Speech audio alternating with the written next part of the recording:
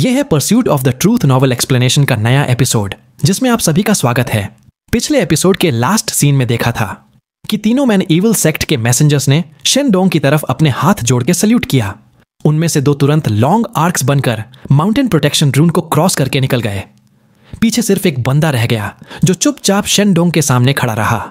अब आगे शेनडोंग बोलता है, इनर सेक्ट और आउटर सेक्ट के इविल स्पिरिट डिसाइपल्स और सारे सेक्ट एल्डर्स, आज सुबह आधा मैन पावर इकट्ठा करो और मेरे साथ चलो हिडन ड्रैगन सेक्ट पर अटैक करने। उसकी नजर पूरे माउंटेन पर घूमती है, फिर वो रुकता है उस डबल स्टोरी बिल्डिंग पर जहां सू मिंग मेडिटेशन कर रहा था।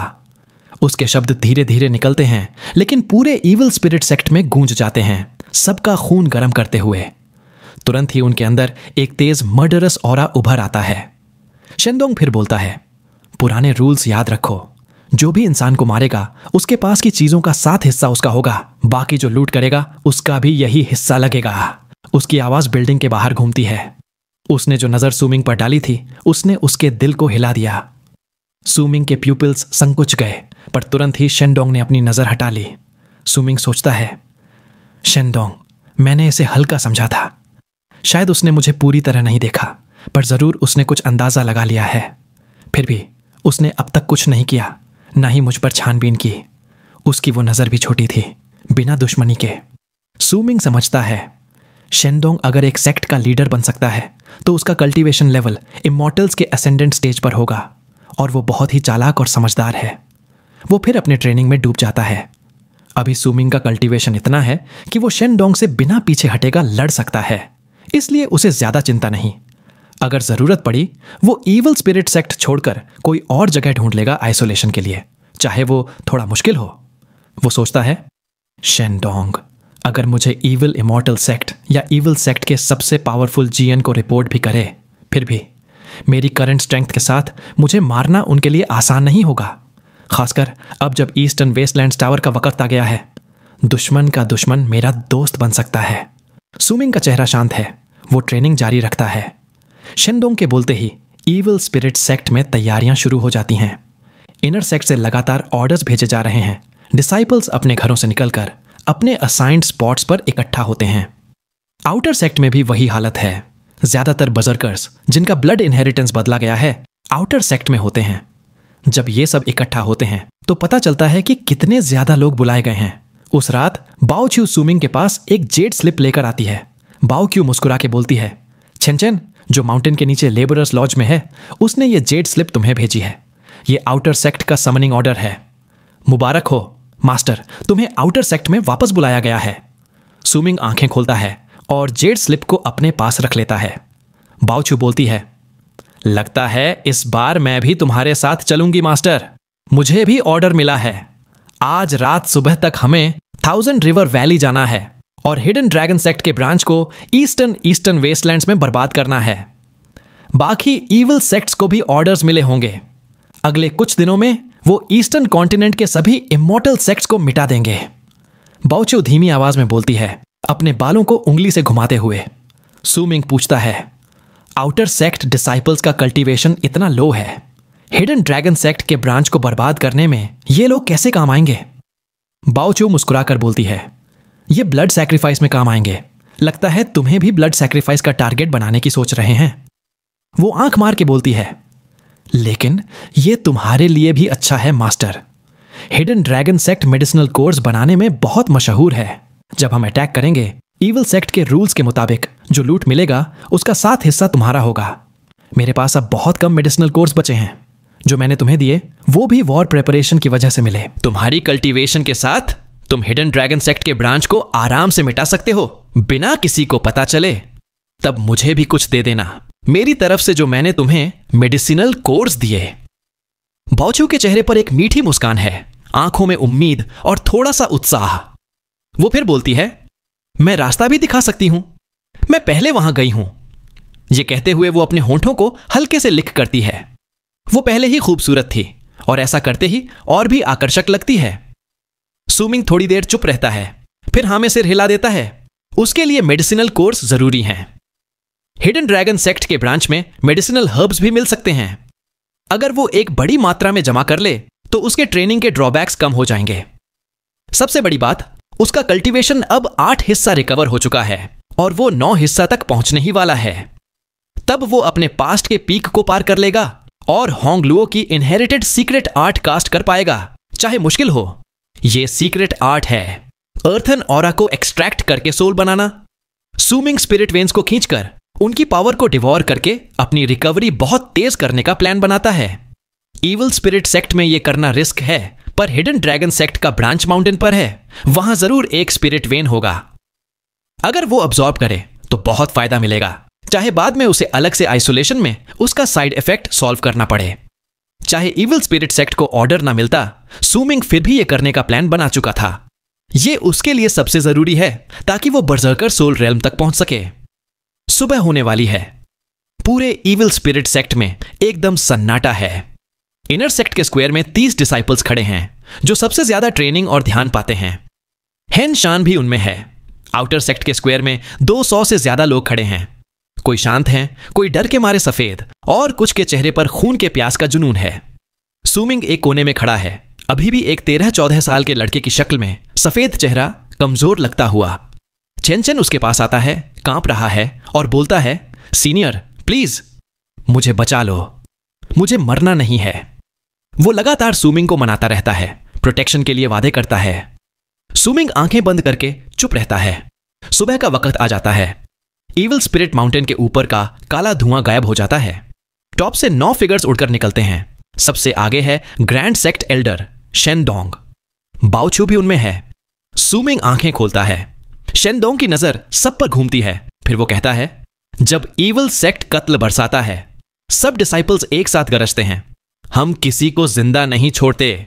उनकी आवाज आसमान जमीन को हिला देती है। यह है इविल सेक्ट। शेनडोंग पश्चिम की तरफ उड़ता है, 8 लोग उसके साथ। फिर इनर सेक्ट के 30 डिसाइपल्स भी लॉन्ग आर्क्स की तरह उनके पीछे उड़ते हैं। आउटर सेक्ट के स्क्वायर के कोने पर खड़े 8 बूढ़े आदमी हाथ उठाते हैं। एक जोर की गूंज के साथ पूरा स्क्वायर, जहां हंड्रेड्स डिसाइपल्स खड़े हैं, हवा में उठता है, एक बड़ा एन्चेंटेड वेसल बनकर, और वो भी पश्चिम की तरफ उड़ान भर देता है। तेज हवाएं सब पर वारी हो जाती हैं। कई डिसाइपल्स गिरने लगते हैं, जमीन को कस के पकड़ते हैं। कुछ लोग उल्टी करने वाले होते हैं। चेन घबरा के बोलता रहता है, सब डीटीज, मेरी फैमिली, मेरी मां, मेरे पिता, मुझे बचा लो, मुझे मरने मत दो, मुझे कुछ ट्रेजर्स और एक औरत मिल जाए प्लीज। सूमिंग आंखें बंद करके उसके बकवास को इग्नोर करता है। 1 घंटे के बाद वो लोग एक बड़ी माउंटेन वैली पर पहुंचते हैं। वहां कई सारी नदियां हैं, हजारों, जो कभी मिलती नहीं। पानी जोर से बह रहा है। यह है 1000 रिवर वैली। सूमिंग आंखें खोलता है। उसकी नजर ठंडी हो जाती है। वो देखता है एक हैंगिंग ब्रिज जो दोनों तरफ को जोड़ता है। माउंटेन्स के ऊपर बहुत सारे सुंदर बिल्डिंग्स हैं। अंधेरों में रोशनी चमक रही है। रात का माहौल बिल्कुल सन्नाटा था। सिर्फ इविल स्पिरिट सेक्ट के हजारों लोग आसमान में हवा में तैर रहे थे, दूर से 1000 रिवर वैली को घूर रहे थे। पेल और कांप रहे आउटर सेक्ट डिसाइपल्स के मुकाबले इनर सेक्ट डिसाइपल्स के चेहरे पर ठंडी, कठोर एक्सप्रेशंस थे। उनके पूरे शरीर से एक जंगली सा ऑरा निकल रहा था। उनकी आंखों में एक अजीब सी एक्साइटमेंट और खून की प्यास की चमक थी। ये लोग इविल स्पिरिट सेक्ट के लोग थे, इविल सेक्ट के डिसाइपल्स। ये बात उस वक्त हर इनर सेक्ट डिसाइपल से साफ महसूस हो रही थी। गहरी रात में उन इविल स्पिरिट सेक्ट के लोगों के आसपास एक मोटी सी फॉग छाई हुई थी। सूमिंग भीड़ के बीच में खड़ा था। उसका चेहरा पूरी तरह से इंडिफरेंट था जब वो अपनी नजर उस फॉग पर डाल रहा था। वो फॉग सभी इविल स्पिरिट सेक्ट के लोगों को ढक रही थी और ऐसे लग रहा था जैसे वो अंधेरे के साथ मिल गई हो। उसके अंदर क्या है वो स्पष्ट नहीं दिखता था। अगर किसी का डिवाइन सेंस शेनडोंग से ज्यादा ना हो तो वो नहीं समझ पाता कि उस फॉग में कुछ अलग बात है। सूमिंग देखता है कि वो फॉग दरअसल बदले की आग में जली हुई आत्माओं से बनी है। वो आत्माएं हवा में तैरते हुए बिना आवाज के चीख रही थीं। शेनडोंग ठंडी आवाज में कहता है, ये इमॉर्टल्स अपने आप को राइचस बोलते हैं और हमें इविल बुलाते हैं, लेकिन अगर वो हमें मिल गए तो मौत तक लड़ेंगे। अब तुम लोग अपने मन भर के मार सकते हो। फिर शेनडोंग बोलता है, पहले हम ब्लड सैक्रिफाइसेस करेंगे, बाकी सब लोग इस जगह के सारे गेट्स सील कर दो। हिडन ड्रैगन सेक्ट का एक भी आदमी भाग न पाए। जब ग्रैंड सेक्ट एल्डर ये कह देता है तुरंत ही वो 30 के आसपास इनर सेक्ट डिसाइपल्स अपनी नजर उन 200 से ज्यादा आउटर सेक्ट डिसाइपल्स पर डालते हैं जो ऊपर एन्चांटेड वेसल पर खड़े हैं। तुरंत ही एक कंपा देने वाली ठंडक हवा में फैल जाती है। किनारे पर खड़े दर्जन के आसपास अलूफ ग्रे रोब्ड लोगों के अलावा बाकी सब आउटर सेक्ट डिसाइपल्स के चेहरे तुरंत ही बदल जाते हैं। उन ग्रे रोब्स वाले लोगों की पहचान उनके कपड़ों से ही समझ आ रही थी। ये सभी वो खास बर्जर्कर्स थे जिन्होंने अपनी ब्लड इनहेरिटेंस बदल ली थी। ये सभी आउटर सेक्ट के सेक्ट एल्डर्स थे, जैसे जाओचोंग। ब्लड सैक्रिफाइस के वक्त इनर सेक्ट डिसाइपल्स आसानी से उनको प्रोवोक नहीं करते थे। सभी आउटर सेक्ट डिसाइपल्स भी नहीं डरे। उनमें से कुछ लोग डरावनी हंसी हंस रहे थे, कुछ के चेहरे पर अंधेरा था और कुछ अपने शरीर से निकल रही पावर की रिपल्स को अलूफली हवा में फैला रहे थे। वो रिपल्स हवा में कंपन कर रही थी, लेकिन फॉग उन्हें बाहर फैलने से रोक रही थी। फिर भी ज्यादा outer sect disciples blood sacrifice का नाम सुनकर कांप उठते हैं। सू मिंग को ये ब्लड सैक्रिफाइस के बारे में बाओ चू से पता चला था। ये इविल स्पिरिट सेक्ट का एक लड़ाई का डिवाइन एबिलिटी था। जब वो अपने दुश्मनों से लड़ते, वो अपने ही साथी के फ्लैश और ब्लड को खा लेते, जिससे उन्हें टेम्पोररी स्ट्रेंथ मिलती। जो लोग सैक्रिफाइस होते, उनकी सोल्स उनके शरीर में फंस जाती, जो उन्हें पेन का एहसास खत्म करके उनके अंदर का पोटेंशियल और ज्यादा निकाल लाती। जितने ज्यादा लोग सैक्रिफाइस होते, उतना ज्यादा पोटेंशियल मिलता। अगर सैक्रिफाइस की कल्टीवेशन ज्यादा हाई लेवल पर होती, तो जो लोग उन्हें खाते वो और ज्यादा शक्ति अनलॉक कर लेते। अगर इस डिवाइन एबिलिटी को एक खास लेवल तक प्रैक्टिस किया जाए, तो ब्लड सैक्रिफाइस करने वाले अपने आसपास के सभी लिविंग सोल्स को भी खाकर अपने पावर को मेंटेन कर सकते हैं या अपने शरीर को मजबूत कर सकते हैं। लेकिन इसका एक बड़ा ड्रॉबैक भी था। यह ज्यादा से ज्यादा एक स्टेज तक कल्टीवेटर की पावर को बढ़ा सकता था, और वो भी सिर्फ कुछ समय के लिए। जैसे ही शेंडोंग ब्लड सैक्रिफाइस का शुभारंभ घोषित करता है, इनर सेक्ट डिसाइपल्स की हॉस्टाइल नजर आउटर सेक्ट डिसाइपल्स पर जम जाती है। जैसे ही आउटर सेक्ट डिसाइपल्स एंग्जाइटी और नर्वसनेस में डूबते हैं, वो 30 के आसपास इनर सेक्ट डिसाइपल्स तेज रफ्तार से एन्चांटेड वेसल की तरफ उड़ जाते हैं। फॉग के अंदर दबाई हुई दर्द भरी चीखों की आवाज सू मिंग के कानों में गूंज रही थी।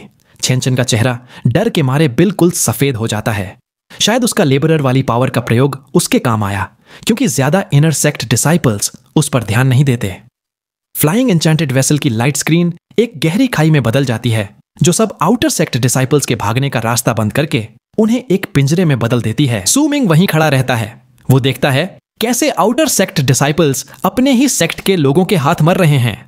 उनका मांस और ब्लड चीर दिया जाता है और वो वेंजफुल सोल्स बनकर इनर सेक्ट डिसाइपल्स द्वारा अब्सॉर्ब किए जाते हैं। फ्लैश के टुकड़े बिखरते नहीं, बल्कि उन लोगों को घेर कर एक तेज लाल खून से भरी रोशनी में बदल जाते हैं। जो लोग अपने आउटर सेक्ट साथी को मारते, उनके चेहरे बिगड़ने लगते और उनकी आंखें लाल चमक उठती। उनका कल्टीवेशन बेस शरीर से बिना किसी रोक टोक के फैल जाता। सभी की शक्ति पहले से ज्यादा लग रही थी और उनसे निकलता हुआ मर्डरस ऑरा आसमान को भर रहा था। ग्रे रोब्स वाले सेक्ट एल्डर्स जैसे शांत खड़े होते, वो इस सब पर ध्यान नहीं देते, जैसे वो इस सब के आदत में ढल गए हों। आउटर सेक्ट के खास डिसाइपल्स की आंखों में चमक आती और वो तेज रफ्तार से इनर सेक्ट डिसाइपल्स से लड़ने के लिए आगे बढ़ते हैं। जल्दी ही 2 या 3 इनर सेक्ट डिसाइपल्स भी भयानक मौत मर जाते हैं और खुद किसी और के ब्लड सैक्रिफाइस बन जाते हैं। ये सब देखकर सू मिंग को इविल स्पिरिट सेक्ट का वो नियम याद आता है जो डिसाइपल्स को एक दूसरे को मारने से नहीं रोकता। तब उसे इस नियम का असली मतलब समझ आता है। सू मिंग धीरे से बोलता है, तो ये है वो इविल सेक्ट। जब सू मिंग दूर के 1000 रिवर वैली की तरफ देखता है, तो उसे सब कुछ व्यंग्य लगता है। अपने ही साथियों को मारकर शक्ति बढ़ाने का यह तरीका हिडन ड्रैगन सेक्ट पहुंचने से पहले ही कितनी जान ले रहा है। लेकिन कमजोर की मौत से मजबूत लोग और भी ज्यादा शक्तिशाली बन रहे थे। खासकर वो 30 के आसपास इनर सेक्ट डिसाइपल्स में से कुछ, लगभग 8, जो एक को मारने के बाद रुकते नहीं, बल्कि अपना कत्ल जारी रखते। उनमें से एक सू मिंग के सबसे करीब खड़ा था। उसका शरीर पतला और लंबे से चेहरे के साथ कमजोर लगता, लेकिन उसकी शक्ति और खून की प्यास उसकी आंखों में साफ दिखती। उसने अब तक 3 आउटर सेक्ट डिसाइपल्स को मार दिया था। अब वो एक आदमी का कटा हुआ सिर पकड़ के ऊपर उठाता है। ताजा खून उसके चेहरे पर बहकर उसका रूप और भी डरावना और भयानक बना देता है। फिर वो अपनी नजर सू मिंग पर डालता है। वो अंधेरी मुस्कान के साथ एक बड़ा कदम आगे बढ़कर सू मिंग की तरफ भागता है। उसकी आंखों में मारने की चमक है। सुमिंग शांत चेहरे के साथ उस आदमी को देखता है जो कटा हुआ सिर लेकर उसकी तरफ बढ़ रहा है। अगर वो अपने मौत की तरफ दौड़ रहा है तो सुमिंग को भी दया दिखाने की जरूरत नहीं।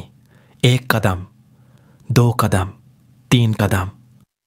जैसे ही वो इनर सेक्ट डिसाइपल सुमिंग तक पहुंचने वाला होता है, शेनडोंग की ठंडी आवाज आसमान में गूंज उठती है। ब्लड सैक्रिफाइस खत्म हो चुका है। जो लोग ब्लड सैक्रिफाइस में सफल रहे हैं, मेरे साथ चलो और हिडन ड्रैगन सेक्ट पर हमला करो। शेनडोंग की आवाज गूंजती है और जो डिसाइपल सुमिंग तक आने वाला था वो रुक जाता है। वो सुमिंग को एक अंधेरी मुस्कान देता है, फिर मुड़कर शेनडोंग के साथ चला जाता है। 30 के आसपास इनर सेक्ट डिसाइपल्स और कुछ आउटर सेक्ट डिसाइपल्स जो ब्लड सैक्रिफाइस में शामिल थे, आसमान में उड़कर लंबी आर्क्स बन जाते हैं। शेनडोंग के पीछे जो 8 शक्तिशाली वॉरियर्स के साथ आया था, वो 40 आर्क्स 1000 रिवर वैली की तरफ उड़कर निकल पड़ते हैं। खून की आंधी गिरने वाली थी। इसी वक्त फ्लाइंग एन्चेंटेड वेसल पर खड़े ग्रे रोब्स वाले लोग आगे बढ़ते हैं, दोनों हाथों से सील्स बनाते हैं और वेसल को एक तेज पुश देते हैं। तुरंत ही वो 1000 रिवर वैली की तरफ उड़कर तेज काली रोशनी छोड़ता है। वो रोशनी तुरंत नीचे के 100 ली तक के एरिया को कवर करके उस जगह को एक ऐसे कैद खाने में बदल देती है जहां से कोई भाग नहीं सकता। थोड़ी देर बाद उन ग्रे रोब्स में से 7 लोग वेसल पर बैठकर ध्यान लगाते हैं, जबकि एक आगे बढ़कर हिडन ड्रैगन सेक्ट की तरफ उड़ जाता है। तभी वेसल पर खड़े सब लोगों को, चेन चेन को भी यह बात समझ आती है कि सुमिंग जो उसके पास खड़ा था पता नहीं कब गायब हो गया। अचानक जमीन से एक जोर का धमाका गूंज उठता है। यह हिडन ड्रैगन सेक्ट के ब्रांच वाले रून से आता है जो 1000 रिवर वैली में था। वो रून आम दिनों में नहीं दिखता था, लेकिन इस वक्त एक बड़ा धमाका होने पर वो प्रकट होता है। वो एक विशाल वाटरफॉल के रूप में उभर आता है जो पूरी वैली को रिंग की तरह घेर लेता है। पानी की गर्जने की आवाज हर तरफ भर जाती है और अंदर से एक क्रोधित आवाज गरजती है। शेनडोंग, तुम इमॉर्टल्स और इविल इमॉर्टल्स के बीच के अग्रीमेंट को तोड़ने की हिम्मत कैसे करते हो? अगर आज तुमने हमारी हिडन ड्रैगन सेक्ट को घेरने की हिम्मत की तो हम तुम्हारी इविल स्पिरिट सेक्ट को जल्द ही पूरी तरह से खत्म कर देंगे। उस गुस्से से भरी आवाज का जवाब एक अंधेरी जंगली हंसी देती है। शेनडोंग अपना दायां हाथ उठाता है और वाटरफॉल के पार हवा को पकड़कर खींच लेता है। तुरंत ही एक विशाल भूत का पंजा हवा में से उभरकर वाटरफॉल को पकड़ लेता है और जोर से खींचता है। आसमान गरजने वाले जोर के धमाकों के साथ सबके सामने वाटरफॉल का पानी आसमान की तरफ खींच लिया जाता है। वाटरफॉल का पूरा फ्लो कांप उठता है और बहते पानी के बीच एक विशाल गैप बन जाता है। शेनडोंग गरज कर कहता है, यह पहला सेक्ट नहीं है जो मैंने नष्ट किया है और ना ही यह आखिरी होगा। अंदर घुसो, कोई जिंदा न बचे। अगर कोई आदमी दिखे उसकी सोल ले लो। अगर कोई लाश दिखे उसके मेडिसिनल कोर्स ले लो। अगर कोई नेसेंट सोल मिले उसे निगल लो। इस जगह को पूरी तरह से जिंदगी से खाली कर दो। शेनडोंग की भयानक आवाज आसमान में गूंजती है। वो आगे बढ़कर वाटरफॉल के गैप से अंदर घुस जाता है। उसके पीछे इविल स्पिरिट सेक्ट के सब लोग बाओच्यू समेत हिडन ड्रैगन सेक्ट की ब्रांच में घुस जाते हैं। बाओच्यू गैप से गुजरते हुए ऊपर एन्चेंटेड वेसल की तरफ देखती है। उसे नहीं पता कि सुमिंग कब मूव करेगा, लेकिन अगर अब नहीं तो शायद वो देर हो जाएगा। इस वक्त सुमिंग 1000 रिवर वैली के अंदर हैंगिंग ब्रिज पर खड़ा था। उसके चेहरे पर शांति थी। वो आगे चल पड़ा। वो तेज नहीं चल रहा था, लेकिन उसका शरीर एक ऐसे भूत की तरह लग रहा था जो किसी को क्लियरली नजर नहीं आ रहा। एक पल पहले वो ब्रिज पर था और अगले पल वो वैली के लेफ्ट में एक विशाल हॉल के बाहर पहुंच गया। तभी एक जोर का धमाका आसमान में गूंज उठता है। उसके सामने एक विशाल दरार हवा में फट जाती है। शेनडोंग एक कदम में उससे गुजरता है और इविल स्पिरिट सेक्ट के सब लोग उसके साथ वैली में घुस जाते हैं। कत्ल का सिलसिला तुरंत शुरू हो जाता है। गरजते हुए चीखों के साथ हिडन ड्रैगन सेक्ट से कई लंबी आर्क्स आसमान में उड़कर इविल स्पिरिट सेक्ट पर हमला करते हैं। धमाकों की आवाजें आसमान में गूंजने लगती हैं और खून की बारिश आसमान से जमीन पर गिरने लगती है। इविल स्पिरिट सेक्ट के इन्वेडिंग डिसाइपल्स के कंपैरिजन में hidden dragon sect clearly power में बहुत वीक था। और सबसे बड़ी बात, उनके पास वो खूनी जुनून और पागलपन ही नहीं था जो इविल स्पिरिट सेक्ट के अटैकर्स को चला रहा था। इविल स्पिरिट सेक्ट के डिसाइपल्स जो लहू और फ्लैश के बीच घिरे हुए थे, ब्लड शॉट आइज के साथ गर्जने लगे। उनकी वो गर्जन हिडन ड्रैगन सेक्ट के लोगों के दिल में दहशत और शौक भरने के लिए काफी थी। और ऊपर से शेनडोंग अपनी जबरदस्त स्ट्रेंथ के साथ जो भी उसे रोकने की कोशिश करता उसे चीर फाड़ देता। जो भी नेसेंट सोल एस्केप करने की कोशिश करता वो तुरंत कैप्चर करके अपने मुंह में डाल देता, उन्हें कुचल देता और निगल जाता। यह सब देखकर हिडन ड्रैगन सेक्ट के लोग शॉक में टूटने के कगार पर आ गए। लोग चिल्लाने लगे, गोस्ट क्लॉ शेनडोंग। सुमिंग हॉल के बाहर हैंगिंग ब्रिज के लेफ्ट साइड पर खड़ा था। वो अपना सिर उठाकर स्काई की तरफ देखता है, फिर धीरे धीरे आगे चलना शुरू करता है। कोई उस पर ध्यान नहीं देता और वो बिना रोके हॉल के अंदर चला जाता है। अंदर कुछ बड़े बड़े स्टैच्यूज रखे हुए थे वर्शिप के लिए, जो प्योर स्पिरिट स्टोन्स से बनाए गए थे। वहां 7 बुजुर्ग लोग मेडिटेशन में बैठे हुए थे। उनके चेहरे बादल से भी ज्यादा काले लग रहे थे। सातों ने अपने हाथ आपस में जोड़े हुए थे और बीच में एक ऑयल लैंप रखा था। लैंप अब भी जल नहीं रहा था, लेकिन 7 लोग अपनी पावर स्प्रेड कर रहे थे और फ्लेम जलने के साइंस आ रहे थे। बाहर जो धूम और चीखों का माहौल था, उसके कंपैरिजन में यहां बहुत ही खामोशी थी। सुमिंग अपने मन में सोचता है, 7 लोग, सभी बजरकर सोल रेल्म के मिडिल स्टेज के बराबर हैं। सुमिंग का एक्सप्रेशन बिल्कुल काम रहता है। 7 बुजुर्ग लोग अभी भी आंखें बंद करके मेडिटेशन कर रहे थे। उन्हें उसकी प्रेजेंस का पता ही नहीं चला। वो उनकी तरफ नहीं चलता, बल्कि हॉल के अंदर रखे 3 स्टैच्यूज के पास जाता है। स्टैच्यूज को देखते ही उसकी आंखों में हल्की सी चमक आ जाती है। सुमिंग अपने मन में सोचता है, थोड़ा वेस्ट लग रहा है। वो अपना सिर हल्का सा हिलाता है और बिना किसी आवाज के तीनों स्टैच्यूज तुरंत हॉल से गायब हो जाते हैं। जाने ही वाला था, तभी उसकी नजर उन 7 लोगों के बीच रखे ऑयल लैंप पर पड़ती है। जो कुशन्स पर बैठे थे वो कुशन्स मेडिसिनल हर्ब से बुने हुए थे, जिनसे एक रिफ्रेशिंग फ्रेग्रेंस आ रहा था। सुमिंग के दिल में ख्याल आता है, बेजल स्पिरिट हर्ब, ये हिडन ड्रैगन सेक्ट के पास तो भारी भंडार है। वो गहरी सांस लेता है। वो मेडिसिनल हर्ब को पहचान लेता है। एक छोटी सी श्रब की कीमत ही 100 इंफीरियर स्पिरिट स्टोन्स होती है और हर कुशन पर लगभग 100 श्रब्स लगे हुए थे। मतलब एक कुशन की कीमत ही 10,000 इंफीरियर स्पिरिट स्टोन्स। सुमिंग कहता है, क्या वेस्ट है। वो अपने भौहों को सिकोड़ता है और अपना हाथ हिलाता है। 7 बुजुर्ग लोग जो मेडिटेशन में बैठे थे एकदम से अपने शरीर में ठंडी लहर महसूस करते हैं। वो आंखें खोलकर सरप्राइज और वेरी एक्सप्रेशंस के साथ सुमिंग को देखते हैं, लेकिन अगले ही पल उनके चेहरे शॉक में जम जाते हैं। सबसे पहले वो देखते हैं कि हिडन ड्रैगन लैंप, वो एन्चेंटेड ट्रेजर जिसे वो जलाने की कोशिश कर रहे थे, वो गायब हो चुका है। फिर वो समझते हैं जिन बेजल स्पिरिट हर्ब के कुशन्स पर वो बैठे थे वो भी गायब हो चुके हैं। जब वो घबराकर आसपास देखते हैं तो उनका दिल ठंडा पड़ जाता है, क्योंकि हॉल के तीनों स्टैच्यूज भी अब वहां नहीं हैं। सुमिंग हॉल से बाहर निकलता है। उसके सामने एक और हॉल था। ऊपर आसमान में लड़ाई की आवाजें गूंज रही थीं। जमीन से आसमान तक और आसमान से जमीन तक आर्क्स उड़ रहे थे। लड़ाई, लूटमार, पागल हंसी और चीखों की गूंज पूरी दुनिया भर गई थी। कुछ ही कदम आगे बढ़ने के बाद सुमिंग रुक जाता है और जमीन के फ्लोर टाइल्स को देखने लगता है। सुमिंग के दिल में ख्याल आता है, ये हिडन ड्रैगन सेक्ट कितना अमीर है। वो झुककर टाइल्स को टैप करता है। उसकी आंखों में तेज चमक आ जाती है। वो अपना हाथ जमीन पर रगड़ता है और फ्लोर टाइल्स के आसपास हल्की सी कंपन होने लगती है। क्रैकिंग साउंड्स के साथ वो टाइल्स हवा में उठ जाते हैं। सुमिंग अपना हाथ हिलाता है और सारे टाइल्स अपनी स्टोरेज बैग में डाल लेता है। उसके चेहरे पर एक्साइटमेंट की हल्की सी चमक आ जाती है। ये टाइल्स स्पिरिट स्टोन्स या मेडिसिनल हर्ब्स नहीं थे, ये तो मेडिसिन रेजिड्यू था। ये residue failed medicinal core refining के बाद बचा हुआ मटेरियल था, जो यूजुअली फेंक दिया जाता है। लेकिन इसमें अभी भी थोड़ी हर्बल एसेंस बची होती है, इसलिए इन्होंने इसे इकट्ठा करके मेडिसिनल टाइल्स बनाए और फ्लोर्स में लगाया, ताकि हर्ब्स के मेडिसिनल प्रॉपर्टीज नेचुरली स्प्रेड हो सकें और जब ये वर्ल्ड के स्पिरिचुअल ऑरा से फ्यूज हो तो इफेक्ट्स और बढ़ जाए। सुमिंग की आंखों में इंटेंस लुक आ जाता है। वो सामने दिख रहे हॉल्स की तरफ तेज रफ्तार से बढ़ता है। दूसरे हॉल में कोई नहीं था। क्लियरली सब बाहर इविल स्पिरिट सेक्ट से लड़ रहे थे। अंदर बहुत सारे एंशिएंट स्क्रोल्स रखे हुए थे, जिनसे एक हल्का ग्लो निकल रहा था। सुमिंग उन्हें देखता है और बिना कुछ सोचे सबको अपनी स्टोरेज बैग में डाल लेता है। फिर उसका ध्यान बुक शेल्व्स पर जाता है। वो उन्हें छूता है और गहरी सांस लेकर कहता है, lightning struck wood, hidden dragon sect, तुम तो कमाल हो। सिर हिलाते हुए सुमिंग बिना कुछ छोड़े पूरे हॉल का सामान अपनी स्टोरेज बैग में भर लेता है। जाने से पहले वो हॉल के बिल्डिंग मटेरियल्स को देखता है और अफसोस से कहता है, ये हॉल्स के मटेरियल्स भी बहुत अच्छे हैं, लेकिन बहुत बड़े हैं, इन्हें ले जाना मुश्किल होगा।